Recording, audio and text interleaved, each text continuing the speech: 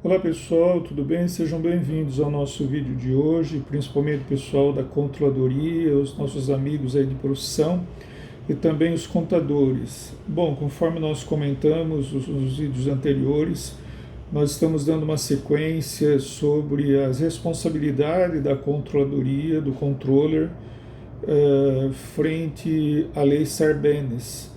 Conforme nós apresentamos nos slides anteriores, nos vídeos anteriores, nós comentamos sobre os principais escândalos que ocorreram nos Estados Unidos, principalmente no ano de 2002, envolvendo a Enron, Parmalat e Xerox.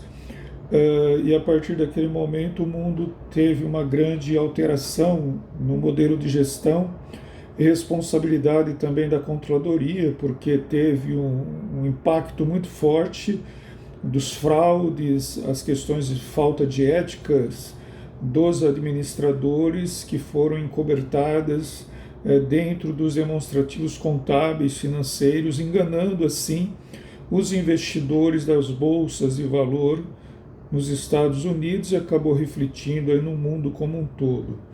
Então, a partir daquele tempo, teve então o mundo, após os casos da Enron de 2002, e o mundo corporativo e a responsabilidade do pessoal da controladoria após esses grandes eventos. Embora aqui no Brasil ainda o pessoal demorou um pouquinho para assimilar essas mudanças, essa legislação, a complexidade e como funciona a lei Sarbanes. E nós tivemos o evento em 2010 do caso da Petrobras, onde os administradores também se envolveram em questões de fraudes e também de corrupção.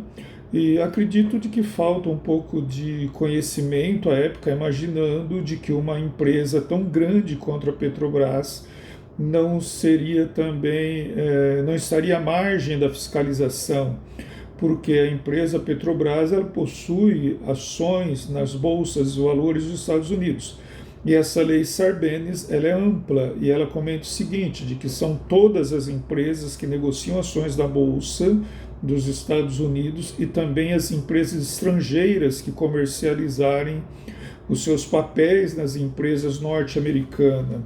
Então, quem determinou e sacramentou toda essa legislação Sarbanes, que hoje nós estaremos comentando com vocês especificamente sobre a lei Sarbanes, os seus artigos e também as principais entrelinhas atrás desta lei, porque se foi publicada pela SEC, que é a CVM dos Estados Unidos, protegendo os investidores das bolsas e os valores dos Estados Unidos, nós temos que entender o seguinte, de que a Bovespa do estado de São Paulo, que é a principal bolsa do Brasil, grande parte dos investimentos efetuados dentro delas são de investidores externos, fundos de pensões dos Estados Unidos que investem aqui no Brasil. Então, seria, por exemplo, uma utopia muito grande imaginar de que a CVM, que é a Comissão de Valores Mobiliários, que regem e protege os investidores da Bolsa de Valor aqui no Brasil, não estaria também adotando os mesmos princípios da lei Sarbanes. Infelizmente, alguns administradores, colegas nossos de profissão, por não entender muito bem a complexidade da lei Sarbanes, acaba assinando um documento que não deveria assinar, participando de reuniões que não deveria participar, sendo contador de empresa que não deveria ser o contador daquela empresa.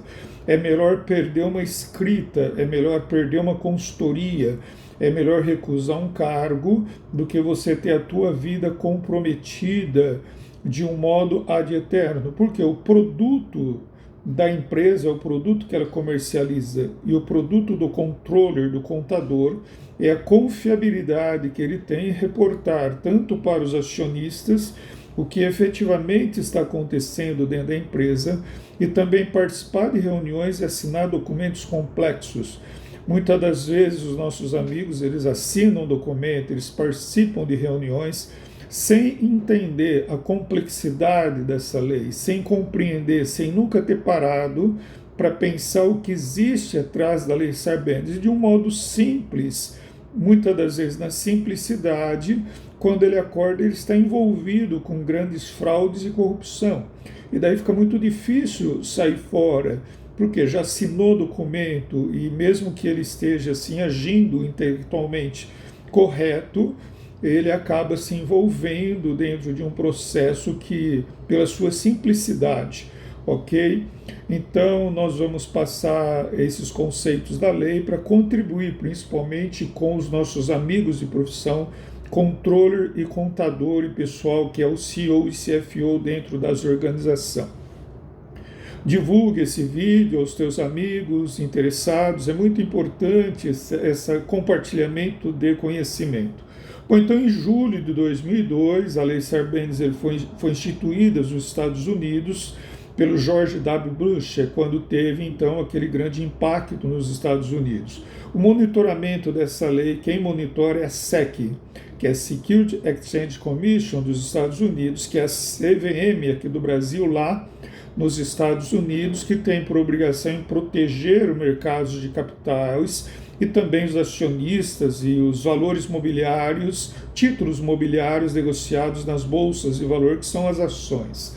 Bom, então para gerenciamento dessa lei foi criado o PCAOB, pode procurar na internet, que é o Public Company Accounting Oversight Board, que é uma instituição que ela foi criada então para fiscalizar e punir os auditores e também os contadores dos Estados Unidos e regulamentar e estabelecer normas de proteção no exercício da profissão frente ao mercado de capitais. Então, a primeira regra, colocou a lei dentro da SEC para monitorar, a SEC criou o PCAOB com poderes de fiscalizar toda essa movimentação.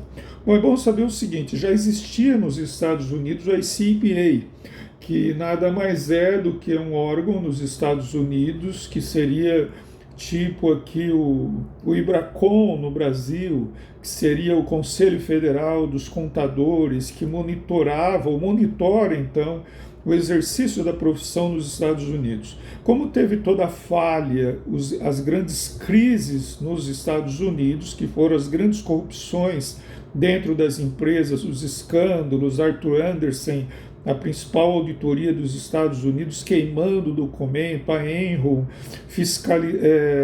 alterando, cometendo fraude nos demonstrativos contábeis, envolvendo contador, envolvendo controller, diretoria, CFO. Então os Estados Unidos falaram, opa, então a ICPA não está tão bom assim em termos de fiscalização. Instituiu a lei, colocou dentro da SEC e criou o PCAOB. Então, para que ele ficasse ali como sendo um órgão intermediário, respondendo diretamente para a SEC, e o ICPA, então, sentiu-se um pouco, colocado um pouco de lado. Por quê? Por causa das grandes falhas que se cometeu dentro do mercado de capitais. Sabendo que tem que proteger o mercado de capitais, indiretamente é o governo, porque a sociedade compra títulos da empresa. Se as empresas estiverem cometendo fraude na divulgação, quem perde o dinheiro é a sociedade. Então, o governo protege sempre os interesses da sociedade. Tá ok? Então, ele criando o PCAOB, existia já um órgão nos Estados Unidos, né, de que ele já modelava alguma coisa que trabalhava sobre o ERM, que é o Enterprise Risk Management, que seria o gerenciamento de risco corporativo, que seria um framework deles.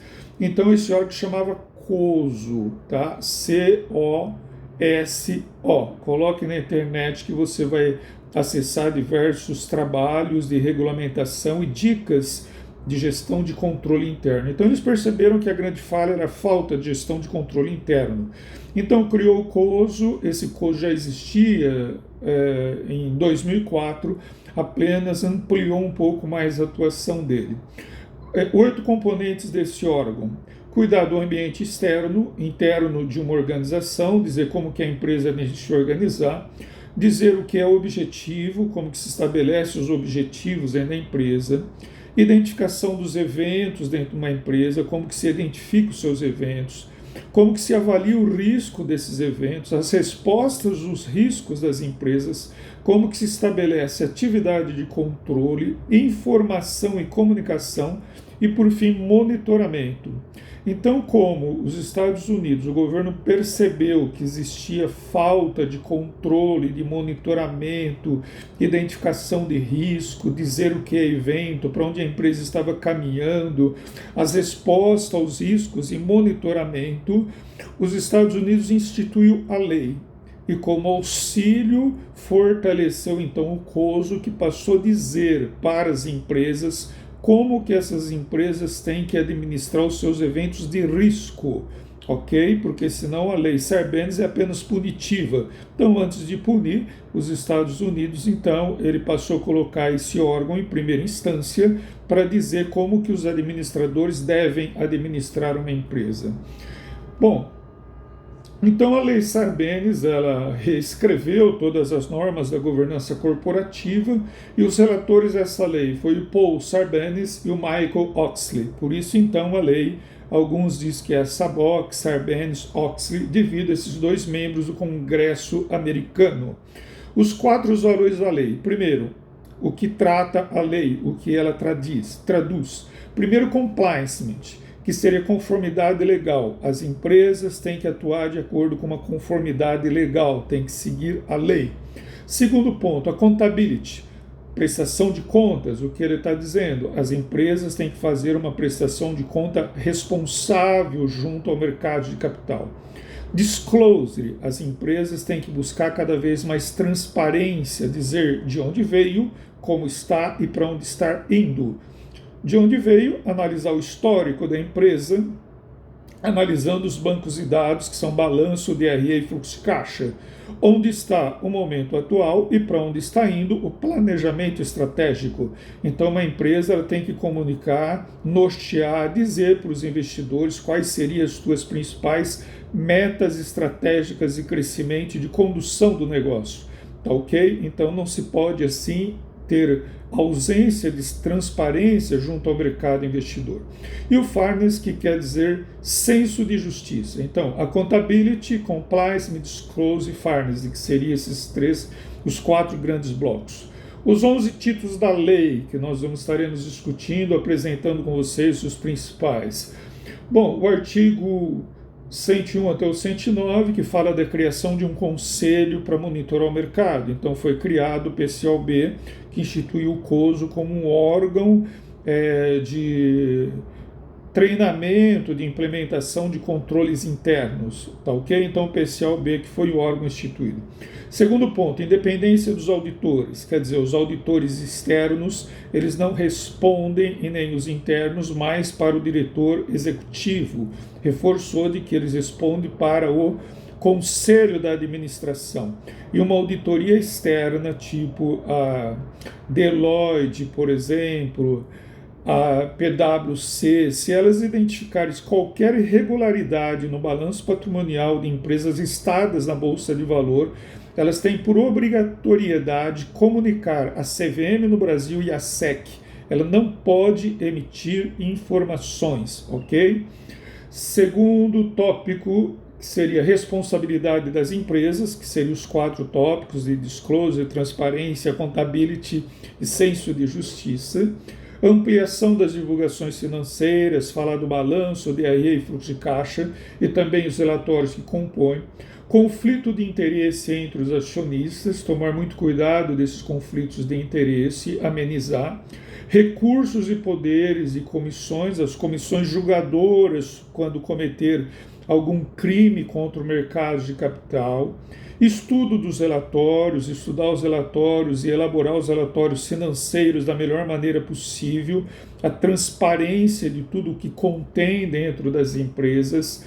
Tem um relatório que se chama relatório de referência, se vocês entrarem em relação com os investidores, dentro da internet, por exemplo, da Petrobras, relação com o investidor, tem um relatório lá que se chama relatório de referência. Ele tem mais ou menos 890 páginas, e esse relatório é submetido para a CVM e para a SEC nos Estados Unidos. E os administradores da empresa contam toda a história da companhia, quem é o presidente, conselheiro, diretor, quem está naquele momento, que é a auditoria externa, o balanço patrimonial, DRE, relatórios de risco, fator de risco, eventos, resposta ao risco, gerenciamento dos riscos da empresa. Então a Petrobras, por exemplo, ela comenta tudo isso nesse relatório de referência que é submetido à CVM nos Estados Unidos e à SEC. Não só a Petrobras, tanto quanto a Ambev, a Natura, a Vale. Dê uma olhada em relação com os investidores para que você tenha uma visão da complexidade destas informações e que foram instituídas através da Lei Sarbanes. Responsabilidade criminal de fraude, então estabelece crime contra o mercado de capitais e penas para o colarinho branco, penalidade. Então a Lei Sarbanes ela não penaliza, não manda prender o porteiro, ele manda prender primeiro o CEO, que é o cara da operação, CFO e também o conselho da administração, quem assina esses relatórios de controle de gestão interna, com penalidade que vai de 1 milhão a 5 milhões de dólares e prisão de 10 a 20 anos de cadeia, ok? Então tome muito cuidado quanto à assinatura, de você não assinar algum documento sem antes estudar essa grande revolução que está tendo dentro do sistema capitalista, dentro do modelo do mundo corporativo. Então é muito importante entender, analisar, visualizar se está a regra da luz contábil, se tudo está sendo procedido de acordo com o manual de contabilidade por ações. Procura fazer a ligação do ingresso do patrimônio líquido que vem da declaração de imposto de renda da pessoa física e se esse valor efetivamente está sendo distribuído dentro das empresas através de um modo correto, emissão de nota fiscal. Porque depois da saída, depois que foi distribuído o dividendo, já não é mais responsabilidade do controller, não é mais responsabilidade do contador. A tua responsabilidade é identificar as origens de recursos e onde que estão sendo investidos esse recurso, para que os demonstrativos contábeis e financeiros não venham a ter alguma informação de que possa comprometer o documento que você está assinando. Tá ok?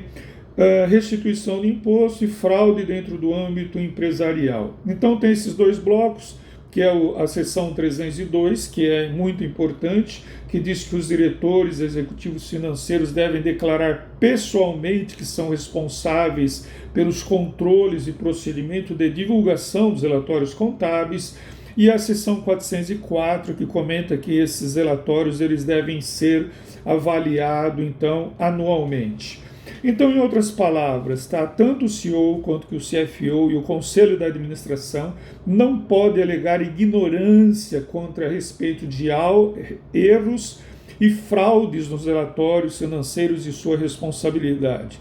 Tá ok? Então tem que tomar muito cuidado. Daí tem o artigo 305, trata de foros para os diretores, limitações de planos de benefícios para os empregados.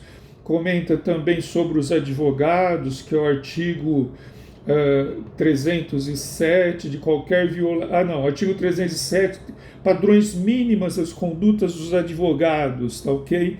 E se o advogado de gestão empresarial também identificar algum fraude, alguma irregularidade, o advogado da empresa é obrigado a comunicar à SEC ou CVM destas irregularidades de fraude. Quer dizer, se amanhã ou depois a CVM efetuar uma fiscalização, a SEC identificar que o advogado ocultou informação, o advogado também ele pode ser amplamente penalizado por essa lei Sarbanes. E também comenta o artigo 406 sobre o estabelecimento de um código de ética. Então é importante esse código de ética para que as empresas possam se comunicar antecipadamente com esses executivos, que é uma empresa ética que trabalha à luz da proteção do mercado, para quem for assinar o documento já tenha uma noção clara do que é a empresa em termos de ética e também o mercado conhecer. Visite os sites das empresas que vocês estarão visualizando todos esses artigos e também falando sobre ética, submissão de relatórios à CVM e tudo mais. E também existe o artigo 802, que diz o seguinte, que é penalidade criminal para quem proceder qualquer tipo de alteração de documento. Então fique muito esperto. Outro ponto é o seguinte, que as empresas emergentes e países emergentes com grande participação na Bolsa de Valor, se ela proceder qualquer alteração ou substituição de algum documento já submetido à CVM ou à SEC nos Estados Unidos, ela pode ser objeto de auditoria da SEC ou da CVM. Imagina o seguinte, você trabalha dentro de uma grande empresa, você manda os relatórios e depois substitui os relatórios já de final do ano. Essa chamada de substituição de relatório pode indicar uma futura necessidade de auditoria da SEC dentro da tua empresa. Não que a SEC vai auditar, mas ela pode delegar algum grupo de auditor para revisar principalmente as empresas com ações na Bolsa de Valor e de que possui grande representatividade. Ok, então a controladoria. O que sobrou então para o controller ou o que surgiu de uma nova profissão? Então o controller ele pode trabalhar dentro de um departamento de controles internos dentro da empresa, conhecer e pesquisar o que diz esses órgãos e implementar as melhores metodologias de controle interno e não só monitorar também tanto quanto fazer um sistema de controle interno, ele implementa e também monitora. E também toda a certificação desses relatórios tem que estar em consonância, alinhado, de acordo com o IASB, que são as normas internacionais de contabilidade.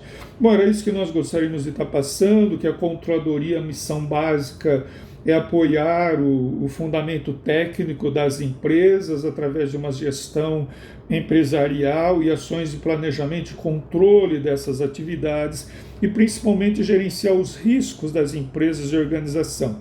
Mas você que ficou até o final desse vídeo, o grande recado é o seguinte, não imagina de que toda essa implementação de melhoria seria apenas para as grandes empresas. Elas também abrangem as médias e pequenas empresas, principalmente aquelas que cometem fraude ou erros, como, por exemplo, criar algum sistema, alguma operação de que a empresa venha burlar pagamento de impostos.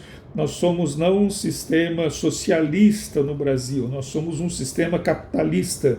E o sistema capitalista, onde os acionistas tomam a frente do mercado e constrói a sua própria riqueza, tem uma parte dentro do balanço patrimonial que nada mais é do que são os impostos, ok? Então as empresas contribuem para o sistema, para o governo se autodesenvolver, construções de estradas, rodovias, hospitais, proteção da sociedade. E quando uma empresa que opera dentro do sistema capitalista não contribui com os seus impostos corretamente, ela está fora da margem da lei e pode ser amplamente punida. Agora, no sistema socialista, não. O governo já exerce um poder muito forte sobre as empresas e sobre a construção da riqueza. E nem se fala, então, do sistema comunista, que é muito mais rígido ainda. Mas em qualquer desse sistema, comunista, socialista ou capitalista, o governo tem pleno interesse e necessita também dos impostos para que parte dessa evolução das empresas, os impostos, possam ser distribuídos à sociedade. Ok? Então tome muito cuidado, fique muito esperto quando você, contador, criar algum sistema de que a empresa possa vir a deixar de recolher os seus impostos para que ela possa utilizar essa grana para enriquecimento próprio dos acionistas. Isso é crime. Isso pode muito bem, por exemplo, o dono da empresa que tem rios de dinheiro, os advogados e que tem plenas condições para se autodefender, num curto período de tempo, ele pode até restituir toda essa grana, embora é muito difícil, a multa é muito alta, mas ele tem mais condições de cair fora de todo esse processo. Mas o contador, o controller, a nossa profissão, o que nós temos? O nosso salário, a nossa vida, o nosso nome. Será que vale a pena a gente lutar contra essa regulamentação da Lei Sarbanes e a gente perder a nossa credibilidade? Então é esse ponto que eu deixo em reflexão para que você repense, quiser fazer algum comentário abaixo desse vídeo, tanto no LinkedIn quanto que no nosso canal do YouTube. É muito importante o pessoal da controladoria, controller, contador, nós irmos criando um canal de debate para que nós possamos nos autoproteger. Divulgue esse vídeo aos seus amigos. O nosso site é a G-Company, G-E-Company com Y. É um site amigo do jovem universitário, do controller, do contador e também do empresário que precisa de informação. Nós precisamos nos fortalecer para melhor exercer as nossas profissões e para que evitar que na simplicidade nós venhamos assinar algum documento ou participar de algum sistema e que depois possa nos comprometer. Pessoas boas, gentes legais, amigos, entendeu? Pessoas que não mereciam acabaram se envolvendo, não porque queriam se envolver, mas por falta plena do conhecimento do exercício da profissão. Divulgue esse vídeo ao teu amigo, aos teus amigos e vamos fortalecer cada mais o nosso sistema de comunicação para o bem da profissão do controller dentro do Brasil. Um grande abraço, tudo de bom, professor Alexandre Vander.